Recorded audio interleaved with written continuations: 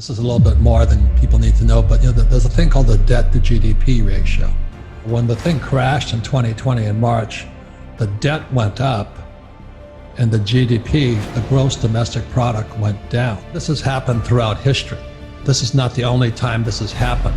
The Federal Reserve Bank is a socialist or a communist organization, but they'll never tell you that. What this marks to me is the end of the American Empire. And because that's what happened with the end of the Roman Empire.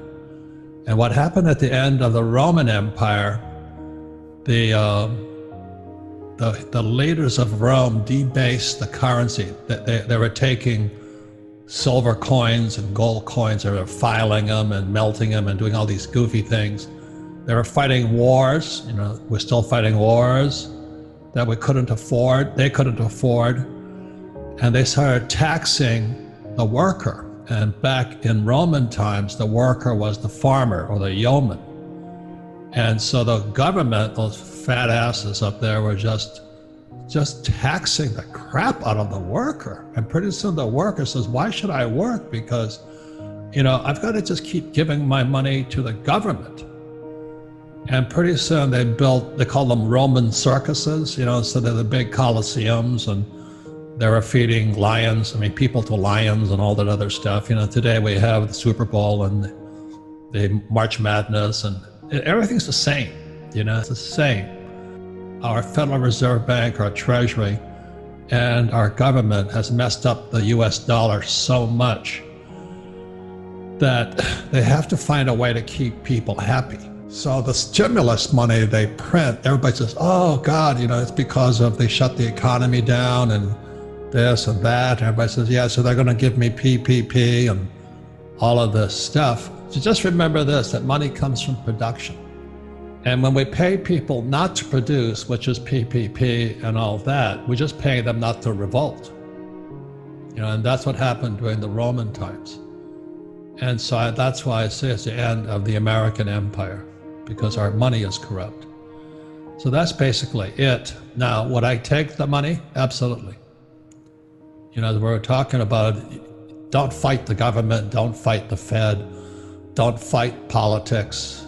If they're going to give me $1,000, I'll take it, but I would convert it into either gold, silver, or Bitcoin. You've got to be smarter than the government, which is not that hard to do. And it's just coming apart right now.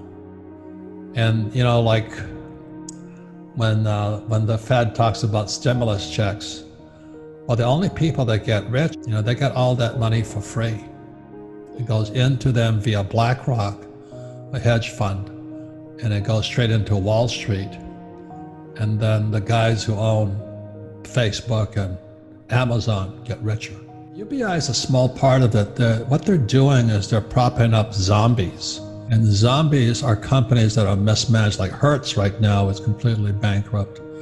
Boeing is bankrupt. The cruise ships are bankrupt. Ford's bankrupt. And the Fed, the Treasury, and Wall Street keep propping them up. I've said to your generation, you have more power today with that iPhone than any other generation in history. That iPhone, is that 2007 or 2009 it came out? Man, you guys have so much power to be the best entrepreneurs in the world. So there's a lot of good things happening for you guys, except if you went to school and you're taught by those incompetent school teachers, like my poor dad. Now, they're good people, but they haven't got any, as they say in Spanish, no cojones. No cojones. The Federal Reserve Bank is a socialist or a communist organization, but they'll never tell you that. When I was about 25 years old, I started studying this stuff, and the more I studied, the more I felt I needed a shower. They were just lying to us. When the market crashed in 2020, March of 2020, only 16% of the teachers, firefighters, and police officers' pension was funded, 16%. So they had $16 for every 100 they owed. Now it's down to 6. They're broke. So they're covering all of this up, so they want to bring UBI in so they can just mass produce money And then, so they're going to pay people not to work so they can escape. Do you know what I mean? So, well, we gave you all this money, and they're going to escape. You know, I say to your generation, with that iPhone, become an entrepreneur. You know, so you don't need the job security. Nothing wrong with it, but you don't want to need it, and you don't need the UBI. You don't need the paycheck. If you can get off of needing that paycheck, you're free. If you can make your own money, that's the difference. This is a little bit more than people need to know, but you know, there's a thing called the debt to GDP ratio. So when the thing crashed in 2020 in March, the debt went up and the GDP, the gross domestic product, went down. So we produced less, but we raised the debt up. So debt went up, GDP went down. And if this coronavirus comes back, which I think it will, we're bankrupt.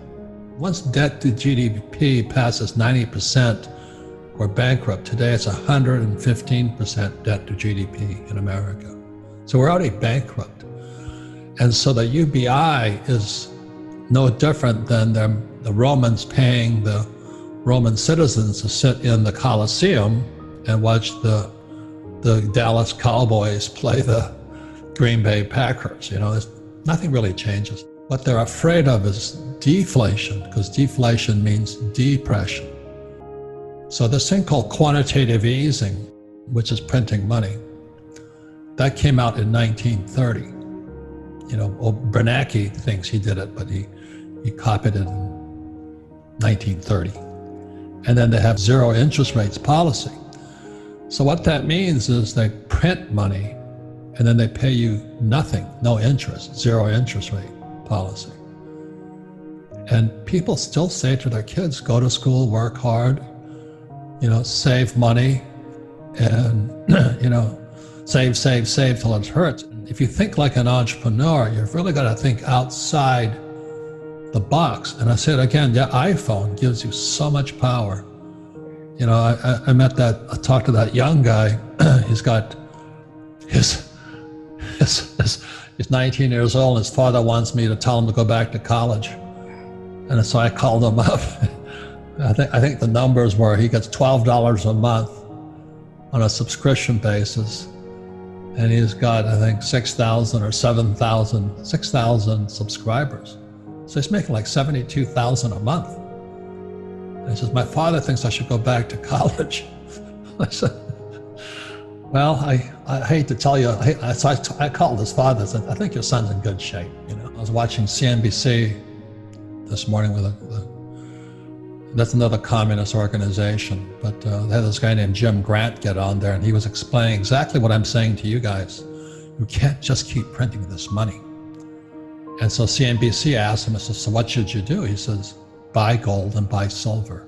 He said, they're going to destroy the dollar. And the guy, Joe Kernan of CNBC, says, that's such an old idea. You know, I'm going, you know, gold and silver have been here since God created this earth. And Bitcoin is the next replacement to that. So for your generation, it really is to get outside of what mainstream media says is the right way to think, and think for yourselves.